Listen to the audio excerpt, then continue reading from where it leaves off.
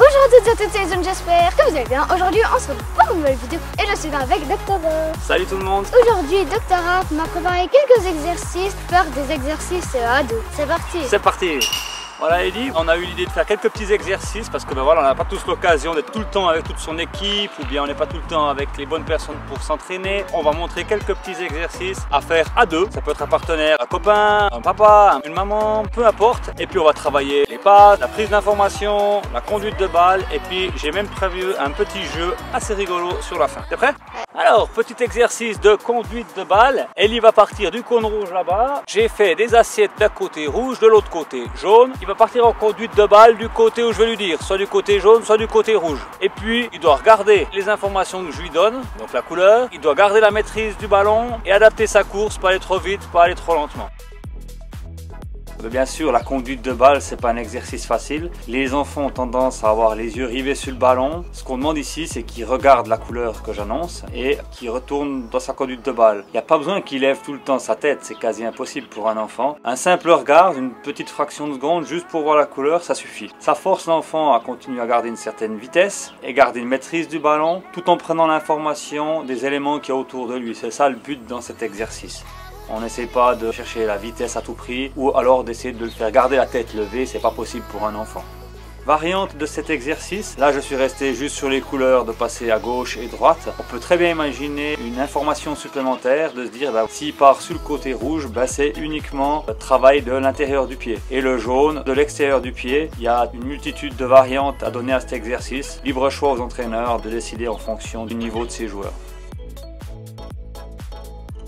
Alors Ellie, petit travail de contrôle orienté et de passe. Faut bien regarder l'information que je te donne, le côté jaune ou le côté rouge. Tu contrôles la balle, tu vas du côté que je te montre et tu me refais la passe, ok?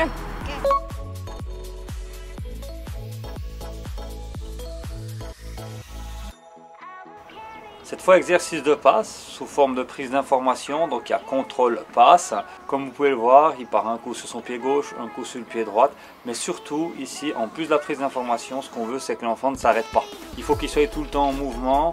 On voit trop d'entraînements où les enfants sont un en face de l'autre et puis qu'ils se font des passes en étant arrêtés. Ça ne reflète pas du tout la réalité des matchs. Le but ici, c'est vraiment que l'enfant soit en mouvement. J'inverse.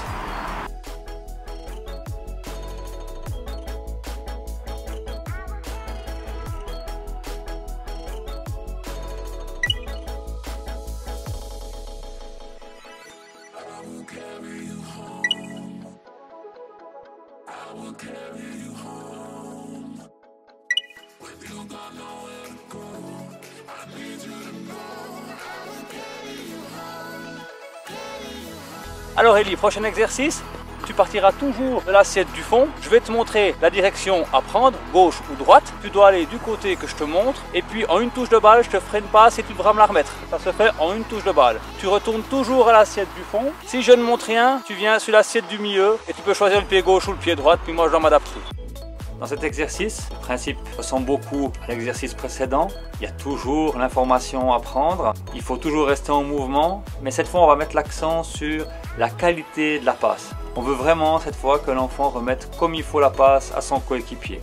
Le but ici, c'est pas de fatiguer l'enfant non plus. Je préconise plusieurs passages, peut-être de 5 passes pour commencer. Parce que s'ils commencent à fatiguer, on voit qu'ils n'arrivent plus à se concentrer, ou ils n'ont plus la force de pouvoir remettre la passe comme il faut. Donc il vaut mieux faire plusieurs séquences de peu de passes, finalement 5, 6, 7 passes, que de faire de longues séries.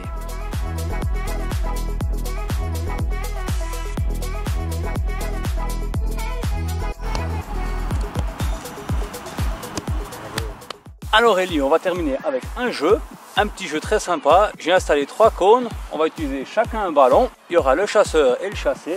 Et le chasseur, il a une petite casaque. On va tourner autour de ce triangle. Le chassé, il peut choisir d'aller à gauche, à droite. Le but, c'est de semer le chasseur. Mais le chasseur, il peut aussi aller dans les deux sens pour essayer de toucher l'autre. Dès qu'il touche le chasseur devient le chassé et le chassé devient le chasseur, ok? Et puis on met la casaque dans le triangle, comme ça laisse le temps à l'autre de le ramasser puis à l'autre de fuir, ok? On est prêt? C'est parti! Alors oui, c'est un jeu assez ludique, mais on est toujours dans le thème. On essaie vraiment que l'enfant prenne l'information de son adversaire. Donc ici, il faut continuer à conduire sa balle. C'est pas facile, vous verrez, même en tant qu'adulte, c'est pas facile de le faire. J'en suis la preuve à l'image. Et surtout, il faut que l'enfant il puisse voir où l'adversaire va. Donc ça veut dire qu'on ne peut pas lui demander de lever la tête, on ne lui demande pas de regarder son adversaire dans les yeux, mais de voir les jambes, ses pieds, de pouvoir anticiper, de pouvoir réagir si l'adversaire part sur sa gauche ou sur sa droite. Chose importante aussi ici, ça sert à rien de tourner pendant 1 minute autour des cônes, parce que finalement on se fatigue, la balle va loin et l'objectif n'est pas atteint. Je préconise de faire des séries de 30 secondes. Puis je vous le dis franchement, au niveau physique, ça fait du bien de faire une petite pause. Ça fatigue ce truc. Ah non!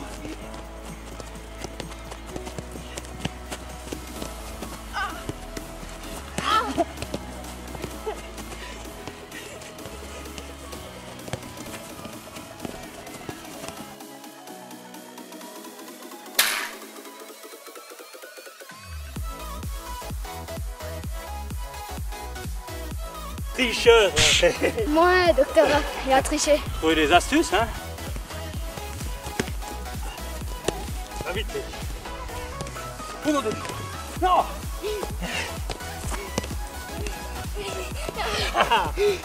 Ça fait physique. Non!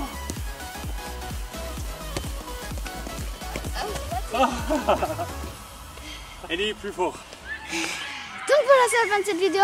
Je remercie l'éditeur pour l'exercice parce que c'était assez difficile et très fatigant. C'est vrai que j'en ai fait qu'un, le dernier. Enfin, c'est pas qu'il est autant physique hein, quand on se fait prendre au jeu. Voilà, c'est un peu trop petit pour les adultes, c'est pour ça que j'avais de la peine. Mais t'as été meilleur que moi sur ce coup-là, Ellie. Je tiens à préciser que c'est pas moi qui ai inventé le jeu, c'est un de mes entraîneurs qui le faisait quand j'étais tout petit. Et puis ça m'a rappelé des très bons souvenirs. Alors j'espère que t'as bien aimé, Ellie. J'espère que vous avez cette vidéo. Like et abonne-toi à ma chaîne et à mon Instagram qui est écrit juste ici. Et sur ce, ciao! Ciao!